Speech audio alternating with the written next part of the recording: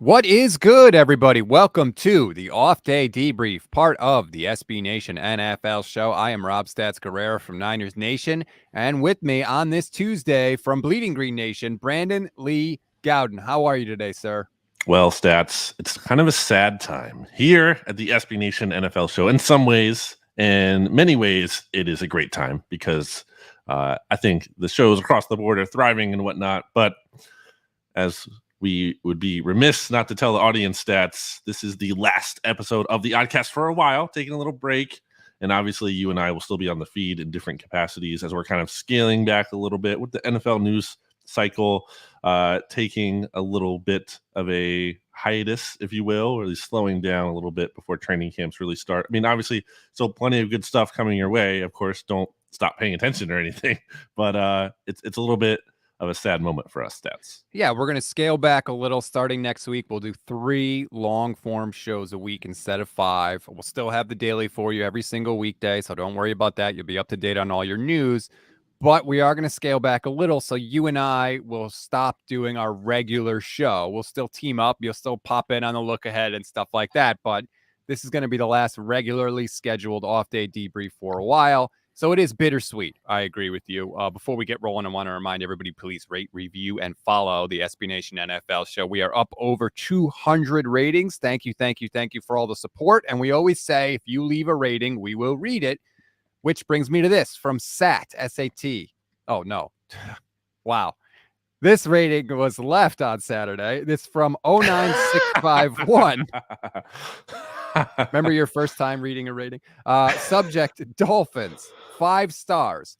I like to listen to this show here and there. I was listening to the Off Day Debrief number 87, and I feel like the Dolphins are going to do better than what most people are projecting them to do. The media is going to respect the Dolphins after this season. What do you say to that, BLG? All I can think of is I want to ask you your SAT score after that little flub there, but that's 1280 here nor there. Okay. I don't want to shame people or bring that up. Anyway, the Dolphins. Yeah, I'll believe it when I see it. I think you guys were just talking about. There's been a lot of Dolphins talk here on the SB Nation NFL show. I think there's a very much a collective lack of belief in Tua, as I feel like there should be, and that same lack of belief is in the organization, considering the ways they've tried to pivot a quarterback there. Right. So, I mean, but look, if the Dolphins come out this season and they're way better than everyone expects, then that's great for Miami fans, and they can throw it in our face. So there you go. Yeah, I have to call it like I see it. And until Tua shows me something that he's never really shown us before, I'm going to continue to doubt the Dolphins. They're not even all in on Tua. Their plan this season was to get Sean Payton and Tom Brady. So, you know, I'm not saying he can't do it, but he's got to show me first before I'm going to give him any sort of credit or expectation for that. The topic of today's show is, because, you know, sometimes I feel like it's easy to be negative, but we're going to be positive on today's show. So we are going to look at the teams that are most likely to go from worst to first. And in case you need a little refresher, I'll just run through the last place finishers quickly. The Jets were last in the AFC East at 4-13. Then the Ravens tied with the Browns in the AFC North at 8-9. The Jacksonville Jaguars, 3-14, were in the basement of the AFC South. And the Denver Broncos at 7-10 brought up the rear in the AFC West. In the NFC, Giants 4-13. Lions 3-13, Panthers 5-12, and Seahawks 7-10. And still feels weird to say those records. I'll give you first pick, BLG. You could go anywhere you want. Where are you going? Most likely worst to first. So if we're going to start at the top and go the most likely teams to improve, I think there's 2 obvious answers on this list, and then the rest are kind of like kind of have a hard time seeing them actually finishing first. I think you would kind of order them maybe in most likely to improve. And again, not necessarily win their division, but for the sake of this exercise, I'm going to go with a frequent guest on the SB Nation NFL show, his new team, Russell Wilson's Denver Broncos. Wow. I think it's them. And I know the division is really hard, but you look at Russ's track record, it's one season other than last year where his team didn't win double-digit games, and he had a large part of that And even in his down year last year, he still had like a passer rating of like 103 or like over 100 with a broken finger or whatever he had going on there. So I do agree there's downside here. It's not just as simple as like Russ comes in and the Broncos are automatically great. You and RJ, I know, have been talking about this, but I feel like the upside is winning that division. I think Russ makes that big of a difference. The roster there, I don't think is incredible, but there's some pieces there to work with. I think it could be a situation where everyone kind of maybe forgot just how good Russell Wilson is in terms of like, he was out of the spotlight last year, get him into a better situation. And it's like, oh, wow, Russ is really back and he's back in the MVP conversation. So I feel like that's the kind of upside that the Broncos have. I know it's a tough division, but I feel good about them not finishing last again, the very least. I'm going to respond to that in a second, but shame on me. I'm really having a rough start to the show. I need to remind everybody that we are brought to you by DraftKings Sportsbook, an official sports betting partner of the NFL. Download the DraftKings Sportsbook app today. Use code SBNNFL for a special offer when you sign up. That is code SBNNFL only at DraftKings. I'm really surprised to see you say that Denver is the most likely team to go from worst to first, because I agree. It's not so much a lack of faith in Russ as it is just the incredible division. Like, they would be lucky to split all the division games just because the AFC West is so loaded. And then I look at the rest of their schedule. They have to play San Francisco.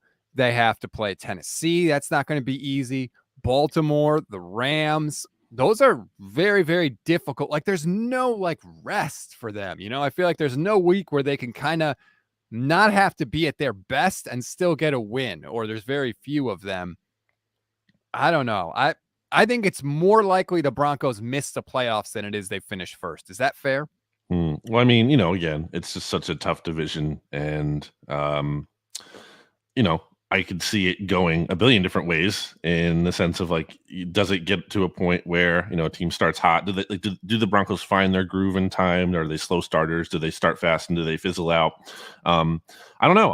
I really have a lot of faith in Russ, and, I'm biased because I think he's a really good player. He's one of my favorite players in the NFL. So maybe I am looking through orange colored glasses, if you will, stats, but I just have a lot of faith that the Broncos are finally ready to kind of win here, and that Russ is going to make a very, very big difference for them, despite all the challenges and obstacles in their way. And I'm not saying like, again, this is most likely worst to first. This isn't like, I am definitely saying the Broncos are locked to win the AFC West. That's not what I'm saying. That's not the objective here. I just feel like they have a path with the quarterback that they do to winning that division, from going from last place to first. The hype is going to start early because they're in Seattle week 1 on Monday night, and then they play Houston at home week 2.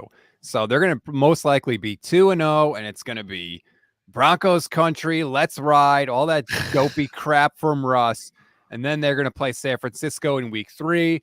They very easily could win that game against Trey Lance, who knows what he's going to be as a starter. So then they potentially could be 3-0 going into Las Vegas for their first division game in the Russell Wilson era. Like, the hype for the Broncos early could be real. I can't wait to see it. What a treat it is, like that we do get to see this division just loaded up on quarterbacks, because how many division matchups are there that you just don't even really care about at all. Yep. And then not only just don't care about, but are being highlighted in a prime spot or a prime time spot. Whereas like literally every game in this division is worth watching. So that's pretty cool. Yeah, it's rare where people with no rooting interest would be like, sit down and want to watch a game that's outside of their division. But I agree. That's just, the AFC West is incredibly stacked. All right. I'm going to say a team. And when you told me the topic or this idea yesterday, I started looking and I was like, am I really going to do this? Like, but I think that I'm going to go with the Jacksonville Jaguars in the AFC South. What are you talking about? I know. I get it. It's crazy and I'm a psycho, but hear me out. I don't have a ton of faith in that division as a whole, right? I don't have a ton of faith in Houston. Tennessee just gives me, you always talk about big loser energy. Something is going on in Tennessee. Ryan Tannehill doesn't seem like he's happy with everything. Obviously, A.J. Brown is gone. Burks apparently couldn't even make it through his first practice with Tennessee. Like, I don't know, man. I just think that maybe they're not going to be as good as they've been in recent years. And look, you would know better than me. Am I giving Doug Peterson too much credit? Because I think that they were such a disaster last year with coaching. Like, do people realize how bad Urban Meyer was? Was he even like, he didn't know who Aaron Donald was? He's not flying back with the team. He's kicking kickers. Like, how is any quarterback going to thrive in that environment? I think they're going to get a huge bump, and maybe, Trevor Lawrence can fulfill some of that promise that everybody seemed to think he had coming in. Is it crazy to say that maybe Jacksonville can pull this thing off? I think it's a little crazy. I have them third to last on my list here. Wow. Third least likely in terms of worst to first. I love Dougie P. Everyone knows that. And I do think he raises their floor down there in Jacksonville. But I just look at the offseason that they've had. They make all these signings, overpaying for people. Like, the vibes there usually aren't great when you're that team that ends up being the one to overpay everybody. There's the fact that I do agree that in terms of just division mobility, like looking at the rest of the teams in the AFC South, it's not like, there's this like total juggernaut that is, the Chiefs or whoever, this no doubt about it team at the top. So I get what you're saying from that perspective, but this is a franchise that very much does not deserve the benefit of the doubt. Well, you're not wrong. Under Shad Khan has been terrible. Trent Baalke, obviously, a lot of issues with him. There's just a lot going on there that I just cannot merely give them the benefit of the doubt. Although I have been thinking about it, and I'm like, well, what if we kind of see a Joe Burrow like bump from Trevor Lawrence? Like, what if he gives, not to say that the Jaguars are going to the Super Bowl, but like, what if he kind of makes this big jump in year 2 that's a little bit unexpected, and that propels them further than people think? I do think that's possible, but I just still don't feel great about like a lot of the rest of the roster. So I think they're going to be better, because it's hard to be worse after being the number 1 overall pick for 2 years. I don't think they're going to have that again, but I think it's a little bit rich winning the South. I think the Colts are ahead of them. The Titans, we'll see, probably ahead of them. But yeah. I don't want to get too sidetracked, but like, for a team that finished as the number 1 seed in the conference, does anybody there's less juice with the Titans? Like, no one is saying they're going to be the number 1 seed again with that. It's just not there for whatever reason. They got worse. Yeah, they did. The schedule for Jacksonville, they start in Washington. That's winnable. Like, Carson Wentz could self-destruct at any time. And maybe it's a battle of who can do that less in that game. He did famously lose to the Jags last year. We have seen it before. Let's just say that. Obviously, Indianapolis, the Chargers, the Eagles, Houston. And I get it. They're going to be the worst team probably in all those matchups. But it's crazy to think, like, you can't go into the season being like, this team's going to be exactly who they were last year. That's just not how it works. And again, if we're doing this exercise, I'm going to go Jacksonville. I'm not going to put any money that matters to me on it, but I don't think it's totally crazy. I think the Jags can be like a regular bad team, as opposed to like, just a total tire fire embarrassment, which would be an upgrade again for them after what they were last year. Just like a normal team that's like, okay, they're not good, but at least they're not like the biggest disgrace in the league. So there's some progress there. And maybe Trevor Lawrence again makes take some steps forward. But Stats, I am shocked that you did not have I think a team that a lot of people would put number 1 here over the Broncos. And I'm sure I'll get flack for not believing in the flock. That is the Ravens. Stats, I have them at number 2. It's kind of 1A, 1B for me. Like, it's a close margin here.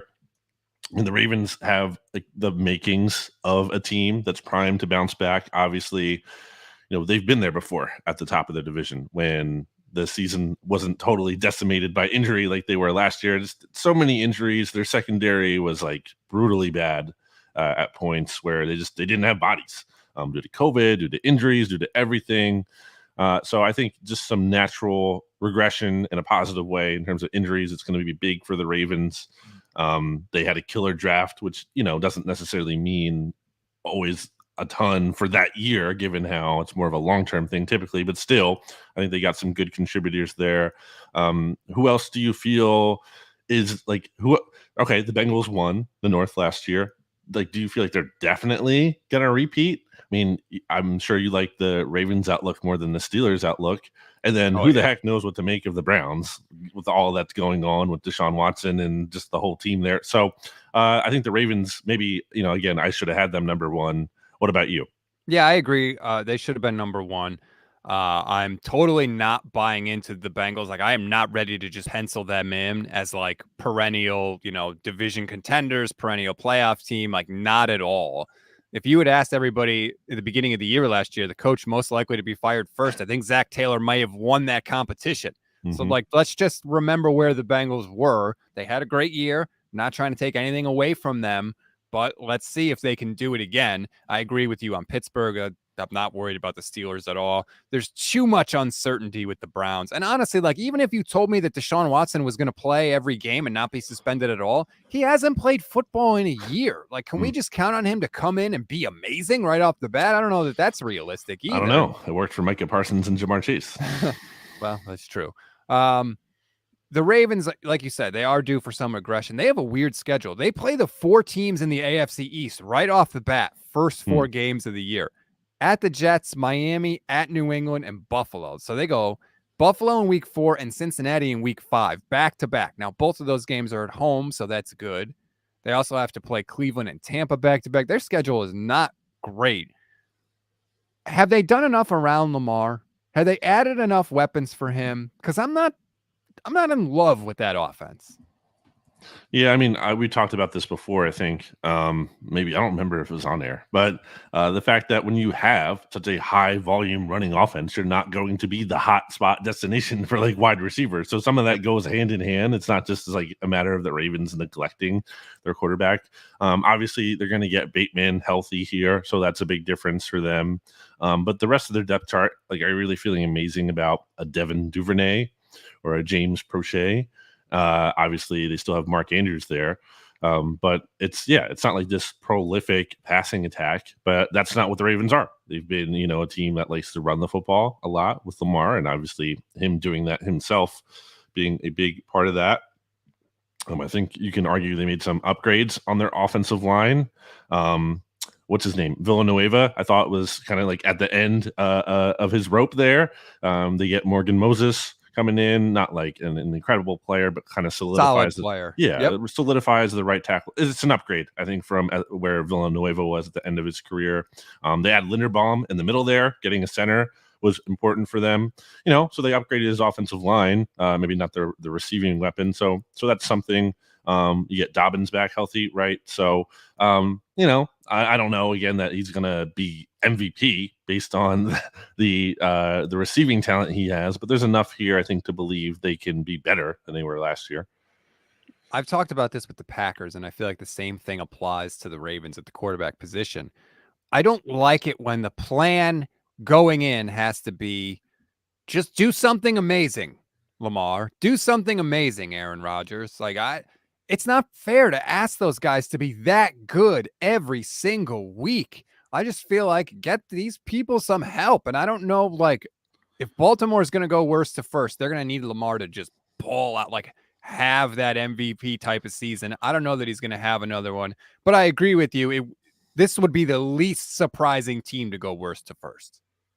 It's a big year. We've said it time and time again. We'll continue to say it. It's a huge year for Lamar, huge year for the franchise as a whole. Like, this is like put up or shut up time. If the Ravens miss the playoffs this year, or if they make the playoffs and get, defeated soundly in the first round and Lamar doesn't play well, I just don't know how you really feel great going to bed at night knowing that, okay, we're going to give this guy the highest paid contract in NFL history. Like, that just doesn't sit well with me. If I was a Ravens fan, I'd be like kind of nervous about that. So huge year for them. And if they take advantage of the worst of the first, then great. Then things will be feeling good. So one of the most interesting teams I feel like to watch this year. Yeah. The storyline with Baltimore is going to be fascinating because, like, there are certain points in a franchise where, like, you could literally see the fork in the road. And it's like, okay, Lamar makes the playoffs, has a good showing. They take the path on the right, and he's there for the next, 5 to 7 years, and they're in the mix.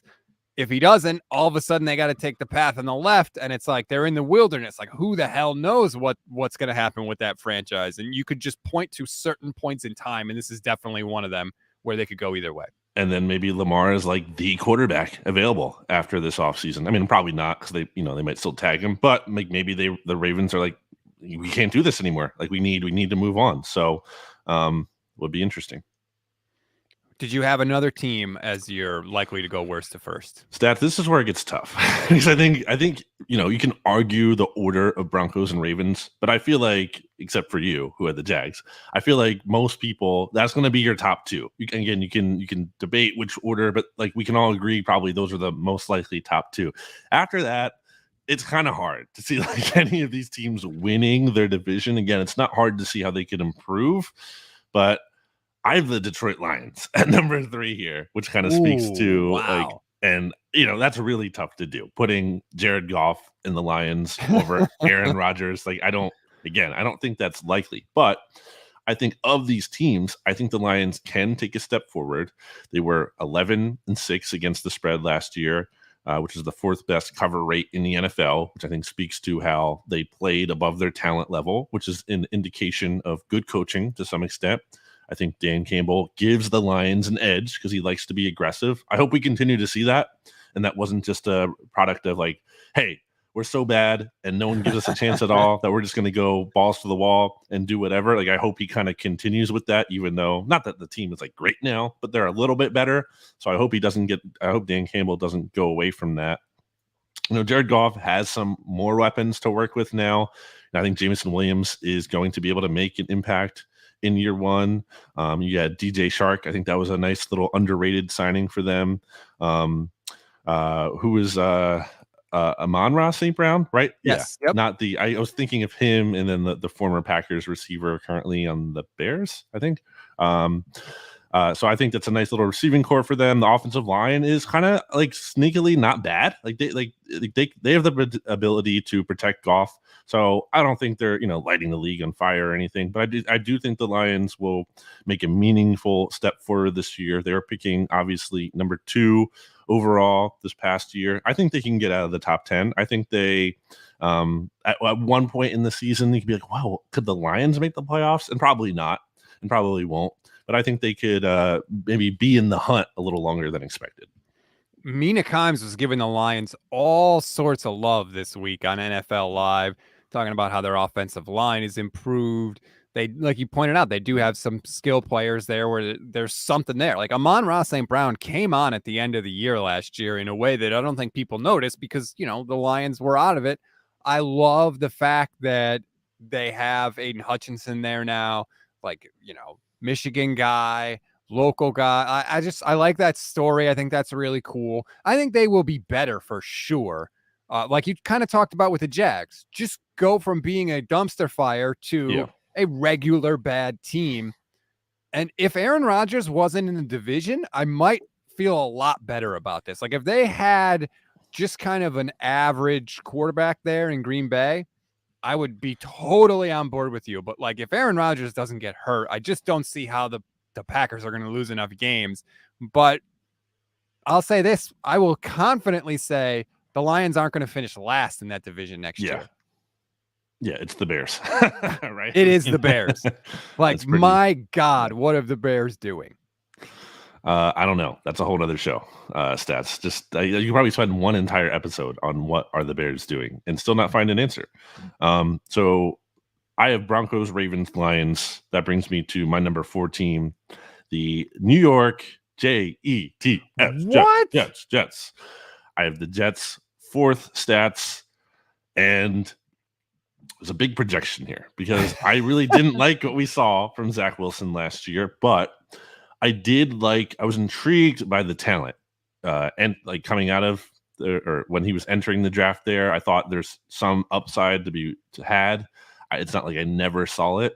So I'm kind of going back to that and ignoring the very troubling rookie season that I thought he had. But in fairness to Zach Wilson, that roster was just terrible. They were hit hard by injury. It wasn't good to begin with, and I've said this on BGN radio before. So I watched the Eagles and Jets practice against each other in joint training camp practices last year at the Jets facility. And maybe this is an indictment of your boy Bobby Saleh stats, but the Jets just had like no life and like no energy, as like the Eagles were just kind of like dominating them in practice. And it wasn't even like they were demoralized and mad. It just seemed like they didn't care. Just like this apathy. And I think part of that was just the lack of like credible players that they had, because it's just a nobody. Like it's not like there was someone on that roster to be like, hey, like we're like the buck stops, like we're gonna pick this up. Like they just didn't have that. They don't have, and it's not like they've added like incredibly amazing leaders necessarily that fixed all of that. But I do think they made some upgrades in the draft. Obviously, they had the 3 first-round picks. There's some more talent there. The Bills are going to be hard to top there at the top of the division, but I don't know. Again, it gets very hard after the Broncos and Ravens stats. I'm talking myself into it. I don't fully believe it. It's tough. Well, it's interesting you say that about Robert Saleh, because like one of the things Niner fans loved about him is he was always jacked up on the sidelines. Like the Robert Saleh reaction shot after a sack or a turnover or something became a thing with Niner games when he was there, because he was always freaking out. So it's surprising to hear you say that. But they have made some additions. I like CJ Uzomah at tight end. I think that's good. I like all their first round. I love Sauce Gardner. Like love him. And I love that he's in New York, so we could go applesauce. That's just fantastic. I think Zach Wilson will be better. I really, really like Elijah Moore. Like I think Elijah Moore could have a breakout year next year in year 2. They added Laken Tomlinson to the offensive line. They recognize like their offensive line did not do Zach Wilson any favors last year. So hopefully they've patched some of the holes there. I think that they are definitely going to be better. My issue is, to me, Zach Wilson's strength is off-schedule plays. And they have LaFleur there for the Jets, who used to be in San Francisco, and San Francisco's offense is built on schedule plays, the complete opposite of what Zach Wilson is best at. Not saying he can't, eventually develop and get better in that area, but to me, you don't have a good marriage between quarterback and system there. So I don't know how it's going to work, but I do think the Jets are going to be way better this year than they were in 2021. You look at their roster, it's not like the worst on paper. Like there's like, okay, yeah, it's Corey Davis, Elijah Moore, and Garrett Wilson. Like, okay, that's something. The offensive line, you mentioned they added Laken Tomlinson. They have Elijah Vera Tucker, their first round pick from last year. We'll see what's going on with the Becton thing. Like, I don't love that there's kind of like uncertainty with him, and there's some questions it seems to be about like how he's managing his weight and everything. So that's a little unnerving. They add CJ Uzomah. That's an underrated pickup. I thought he kind of low-key was a really important contributor for the Bengals as they went deep last year. Everyone thought that Breece Hall was the top running back in the draft. They get him. They might be able to kind of pull like a Baker Mayfield a couple years ago with the Browns, where or like a Tannehill in Tennessee, where they cut down on the workload that Zach Wilson has to carry with his arm and like run the football a lot. Yep. So they get Carl Lawson healthy, which was like a big deal last year, him getting hurt in training camp. You have Quinnen Williams, Sheldon Rankins, and John Franklin Myers still in that defensive line, and you're adding Jermaine Johnson to that mix. So like, I don't hate it. Like I don't hate this roster on paper. Sauce Gardner, like you mentioned, it's not the worst. I think really then the pressure turns to Robert Saleh and can he maximize this group? And you would think that like the defense would be like, that's his area, right? He's a defensive coach. He did incredible things with the 49ers defense. Now that defense was more talented, but hopefully, they can get in a spot to where you're not going to ask Zach Wilson to put up 30 points every single week. The Jets have a crazy schedule. They go AFC North right off the bat: Baltimore, Cleveland, Cincinnati, Pittsburgh. And then they have their first divisional game against Miami in week 5. If I told you now the Jets would be 2-2 going into that week 5 game, would you take it? Yeah, I think Jets fans would too. I agree. Very much sign up for that. I mean, you potentially are talking about a Cleveland team, maybe with, I don't know, Baker Mayfield is, who knows who the heck the starter is going to be for that week. Pittsburgh is either going to be Mitchell Trubisky or Kenny Pickett. Like, honestly, if you tell me it's Trubisky against the Jets, like I could easily see the Jets winning that Steelers game. I don't think that's crazy at all. I think they're going to be, certainly feistier than they were last year, and we'll be interested to see. my next pick stats, I'm staying in the Big Apple, which is a farce because the Jets and Giants play very much not super close to New York City, but in North Jersey. And I'm going with the New York Football Giants, who are terrible stats. But as we all know, as RJ Ochoa and I know, the NFC East is pretty volatile. There's always a different winner every single year. RJ actually predicted the Giants to win the NFC East. He will try to distance himself from this prediction. He claims he got caught up in the moment when we were doing a quadcast between me, RJ, Ed Valentine from Big Blue View. Shout out to the former Look Ahead host here on the SB Nation NFL show when we started, and Brian Stabby from Hogs Haven. And I think we all predicted a different team to win the division. But RJ went with, the Giants for some reason. There's no way he believes that because he loves to rag on the Giants. But again, just the division being weak, the fact that maybe there's a scenario somehow where I know you think Daniel Jones stinks, not RJ. Stats.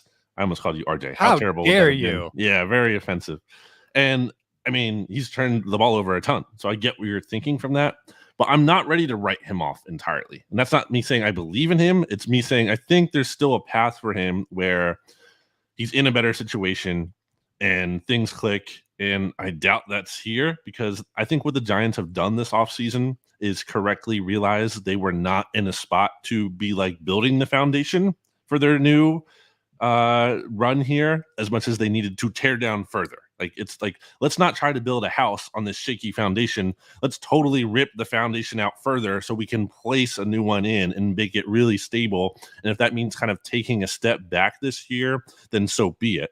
So maybe I'm not really factoring that in enough, and they should be lower because I think that's what they were really trying to do. I mean, like, they got rid of James Bradbury. That doesn't make the team better, right? Right. Like, that's just about realizing, hey, he's not going to be here after this year. Who cares about this season? Like, we're trying to think about the long term, and that money we can save by moving on from him will help us down the road. And I think there's wisdom to that in the long term, and they should be thinking that way.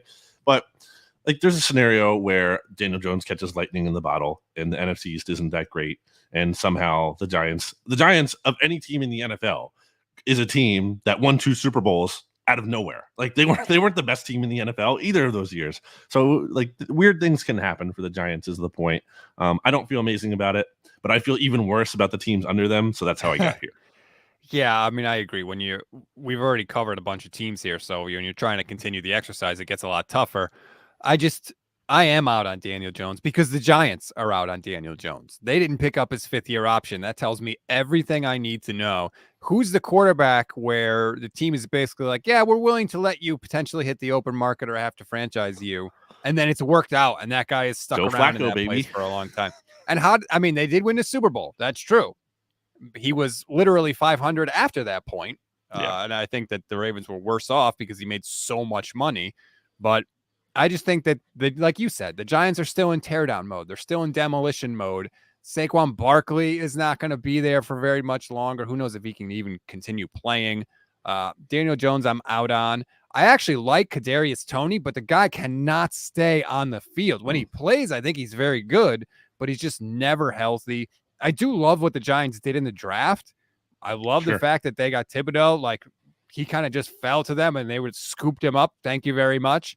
But I just think that they have a lot more work to do. Like you said, they're still tearing it down. I don't know for sure that Brian Daboll is going to be like this great head coach. Like, I'm not just going to assume that, just like I'm not going to assume that Tom Brady is going to be a great analyst just because he was a great quarterback. Like, again, the analogy, I go back to the old Mitch Hedberg analogy. You're a great cook. Can you farm? Like, it's 2 different jobs, even though it's in a field that's kind of related. Well, what I will say about Daboll is that I think we have enough evidence from him to at least somewhat be optimistic that he's not going to be a total dumpster fire like Joe Judge was. Like, you talked about Urban Meyer being a total joke. Like, Joe Judge is very much kind of in that realm. And Pat Shermer, too, also just totally like, I mean, that guy, I was so happy when the Giants hired him because he had the most boring press conferences ever. And I'm like, there's no way Pat Shermer is like getting up in front of a room of players and like motivating them. Like you'd fall asleep listening to him. So the fact that they have Dable, I think, gives them something much more than their past couple head coaches there. So I think there's very much, you can argue there's an improvement there. And this is probably the best offensive line that Daniel Jones has had to work with. And that's not saying a ton because the Giants have had really bad offensive lines. But you add Evan Neal in here. Yes. And these aren't like huge moves, but you sign a John Feliciano, who obviously has familiarity with Dable's system in Buffalo. And they added Mark Lewinsky, too, from the Colts, who isn't like an amazing player, but is like an NFL caliber starting offensive lineman, where the Giants have very much had not had that and had the total turnstiles on the offensive line. So they're giving Daniel Jones more of a chance than he's had. And again, that doesn't mean it'll result in anything great. But I do think you can argue they have upgraded in some areas that are important. And an edge rush, too. The Giants have lacked like a good edge rusher since Justin Tuck, since like Michael Strahan. Like he's been forever. So you have Thibodeau here. I think Azeez Ojulari is a little bit underrated. And I recently saw like a picture of him, and that dude looks like jacked. It's that time in the offseason where you see the players, like everyone's like, oh, wow, this player added muscle. But like he really did, at least from what I could tell, because he looked huge. So I think you can argue the Giants may have gotten better in some key areas. And again, it's a long shot here, but I think you can make the case for them more than you can for the bottom teams I have here, stats, which we already touched on the Jags. They're third last for me. But the bottom two, and I think I had these teams number 32 and 31 in my power rankings last week, and that is the Seahawks above the Panthers. Like, what are these teams doing? And honestly, even if they get like Baker, okay, like what does that really do for them? It makes them better than like, a team contending for the number 1 overall pick, but you're probably contending for the number like 5 overall pick instead, which isn't really better. I just don't see the hope for like either of those teams. Yeah, Seattle, I mean, their defense is bad. It's just bad, like really, really bad. And I have no faith in Drew Lock whatsoever, even with those great wide receivers. I just do not have faith in him. I know they tried to improve the offensive line, which is hilarious because that's one of the reasons Russell Wilson wanted out. But like, I'm sorry, until they get a head coach that realizes what year it is and doesn't want to run the ball 40 times a game, I just cannot put any faith in the Seahawks. Like, does Pete Carroll know that he doesn't have the Legion of Boom anymore? Like, the reason that philosophy worked is because you had one of the best defensive units we have ever seen in the history of the league, keeping everybody close, like basically allowing like 2 touchdowns a game for Russell Wilson's entire tenure. And then you had a quarterback who, when you handcuff him all game and finally open the cuffs in the fourth quarter, can make incredible plays outside the structure of your crappy offense and bail your ass out. Like, the fact that he doesn't see that that's what went on is stunning to me. Do you think that, like, do the Seahawks even want Drew Lock? Right? It seemed like he was just a throw in, which is fine. That makes sense because you're losing a quarterback. Why not take one on? Because you don't have any. But it doesn't even seem to me like they definitely were like, okay, there's a guy we're kind of intrigued by. Like, that's not the sense I get because it's not even necessarily his job. They gave more money to Geno. Like, it seems like they might, which is just insane. Just insane things in the year 2022. Geno Smith being a starting quarterback, Lovie Smith being a head coach. It's like, what is going on here? Like, what is happening? So I just don't see it. And obviously just in, the rest of the context of the division, like you feel better about the 49ers. You feel better about the Cardinals. I don't even feel great about the Cardinals, but I feel better about them with Kyler than I do anything the Seahawks have going on. And then the Rams, the reigning Super Bowl champions, could very feasibly win that division again, given that they're running a lot back there. So, yeah, I just don't really see even the path for them at all. I will say, not that this is like better, but by contrast, the Panthers wanted Sam Darnold. I mean, to an extent, not that that's like a smart thing or a good thing, but like they were like, he's our guy. And they went out and they got him, and they should regret it. And that was dumb. And technically he wasn't, because they really wanted Deshaun Watson and they kind of had to panic trade for Sam Darnold. But still, the point was they made an effort to get him. Whereas opposed to like Drew Lock was just like, well, I guess we'll take him. So Right. The real just don't. point of that trade was to get the picks back and get Russ out of town. Right, exactly. So like I don't know what that's really worth at the end of the day. It's just kind of a funny dynamic to me. This probably says you're not in a great place with your quarterback, but neither are the Panthers. And honestly, I might rather have Drew Lock starting than Sam Darnold right now because I just think there's just nothing there. The Darnold that really intrigues me at all. And I think you talk about vibe stats. The Panthers are like the all bad vibes team of like the Matt Rule is, going up to these press conferences last year and comparing himself to Jay-Z. And then there's this talk that the Panthers have to hire a quote unquote rock star offensive coordinator and they get Ben McAdoo. It's just like the vibes there in Carolina are not good. And I have them last in their division when it comes to being most likely to go from worst to first. Tom Brady is still there. I know the Saints are delusional, but I like their roster and the things they have. I'd rather have Jameis Winston. What? The Saints are way better than the Panthers. Right. That's my point. Oh, that's what I'm saying. Even if Brady wasn't there, I still would give the Panthers the word. Like, Sam Darnold should not start for them, period. PJ Walker is a better option for the Panthers than Sam Darnold. Even if Matt Corral wasn't even there, just taking him out of the, like, Sam Darnold should be third string. And it's amazing to me that they traded for Darnold, gave up multiple picks for him, and then like immediately picked up his 5th-year option. Like, who was breaking down the door to get Sam Darnold? What were you worried about? But I feel like they wanted to show the world, right, that it wasn't a panic move, that we really wanted Sam Darnold. So we're going to pick up his option. And that proves to everybody that we're not just, flailing because we couldn't get Deshaun Watson.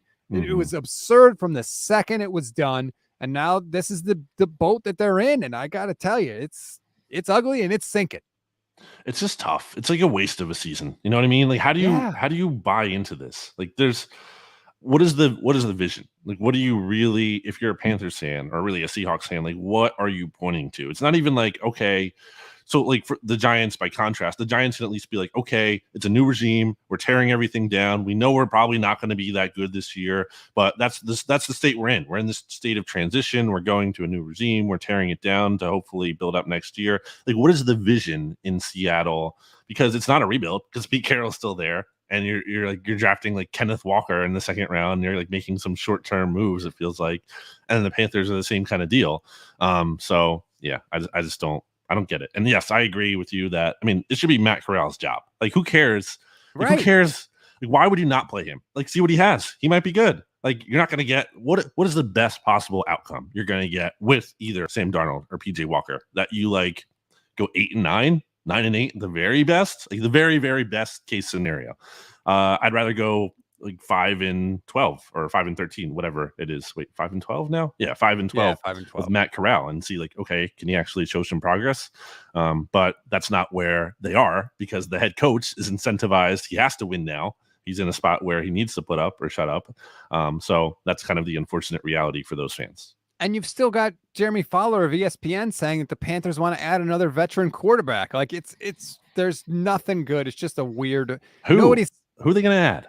Like Baker? No. What does that do? Like, what does that accomplish? Where are you going from? Who is holding the wheel in Carolina? I don't know who's steering that ship, but you're right. Like, when the goals of the head coach or the GM, sometimes it's the GM, are different to what the goals of the franchise as a whole should be, you are never, ever, ever going to be successful, period. Like, it's impossible for it to work because you're right. Matt Rule is just trying to win any game he can by any means necessary so he doesn't get fired. Because let's be honest, if he gets fired, is anybody hiring Matt Rule to be their head coach again in the NFL? No. And he knows that too. So he's just going to scratch and call. That's why I continued to say that Jimmy Garoppolo was the best option, or Carolina and Jimmy Garoppolo were a match made in heaven, because the only thing that Jimmy Garoppolo can say is I win games. And that's exactly what Matt Rule needs to do to save his own skin. But it doesn't look like that's possible now. But you're right. The value in finding out if Matt Corral can play is the only thing that the Panthers can get out of this season. And if they did, it would be worth it, by the way, because then they know going into next year, okay, we've got our guy. We can, we got all full speed ahead here, build up the roster around him, support him while he's on his rookie contract, which, I mean, what was he drafted in, like the third, fourth round. I can't even remember. Day 3. Yeah. Like, you get a quarterback on a day 3 contract. That's like the best possible thing you could have as a franchise. So, but they won't get that benefit unless they know if he can play. And that means they got to put him in this year. And it doesn't seem like they're going to be inclined to do it, at least not early. A quick point on Jimmy G, and maybe this doesn't matter as much as I think because, the 49ers started winning games with him when he came in after that trade during the 2017 season. But it seems like the less you have him in the offseason is the less ideal specifically for him. I mean, you might argue that about any quarterback, but it's not like Jimmy G is a quarterback who's making plays out of structure and on his own. Like, to your point, it's about timing and everything. So you would want to have him, you would think, like, for those offseason reps, even though it's just OTAs right now, you would want to have him for as many as possible. So he's getting comfortable as he possibly can in the offense, as opposed to getting him later in the game. And obviously he's recovering from injury, I guess, still, and everything. So that's a factor in here. But yeah, so the point being, like, you would think Carolina would want to make that move sooner than later, but we'll see. Either way, it's not a good look right now for the Panthers. There's not a single good thing I can point to about that team. Even their jerseys and their uniforms stinks. I talked to Christian McCaffrey 2 years ago, and he was like, yeah, we need to get new jerseys. Like, he even admits it. What are they doing in Carolina? Who was the best player on the Panthers roster? Brian Burns. That's a good pick. It's either that or Christian McCaffrey, right? Yeah, but it's tough to say McCaffrey, right? With the injuries, like, do you really feel confident in him being available? And also just the workload he's taken on. Like, he's the most recognizable player for sure. But, like, I don't know that it's kind of like the Saquon thing. Obviously, he's been more accomplished than Saquon. But I feel like a lot of people would tell you, like, Saquon is the best player on the Giants still. But that's clearly not the case because he's been hurt a lot and he hasn't been good. But he was the number 2 overall pick. And, he's obviously a prolific name in terms of fantasy. So you would think that if you're not really, like, paying super close attention. Yeah, I think you're right. I think you could have made the case for a Hassan Reddick, but he's now on the Eagles. It's probably Brian Burns. Yeah. Or Jeremy Chin, maybe. But yeah, there are a couple good players there, but overall, it's going to be like they're where the Giants were last year, essentially. And if you're a Panther fan, I feel like the best you could hope for is that they actually recognize that a teardown is going to be needed and start that work, because otherwise, like, you're just nowhere. You're in NFL purgatory, and that's the absolute worst place to be, as you have pointed out many a time on this program. All right, BLG, I hate to say it, but I think that's the end of the list. I think that's the end of the road for the Oddcast for a little while. Again, the show is not over or anything like that. We're just scaling back a little bit. What do you mean we'll see? You don't know if, like, a giant meteor is going to hit the Earth in between now and when we record you're Kyle again. Shanahaning me? We don't know if anyone's going to be alive on Sunday. I mean, it's it's possible. Hopefully not. If you're going to miss the show, why don't you give a rating and review and tell the people, the higher ups demand it. Be like, no, you have to bring it back. What are you doing? How could you possibly get rid of it? So right, like when they say, if you don't get this channel, call your cable company now and demand it. There you go. There you go. We could say that we're back by popular demand. There you go. All right, everybody, enjoy your Tuesday. Again, leave a rating and a review. Follow the SB Nation NFL show. And we'll see if any of our predictions end up being right. BLG, I'll see you when I see you. See you, Stats.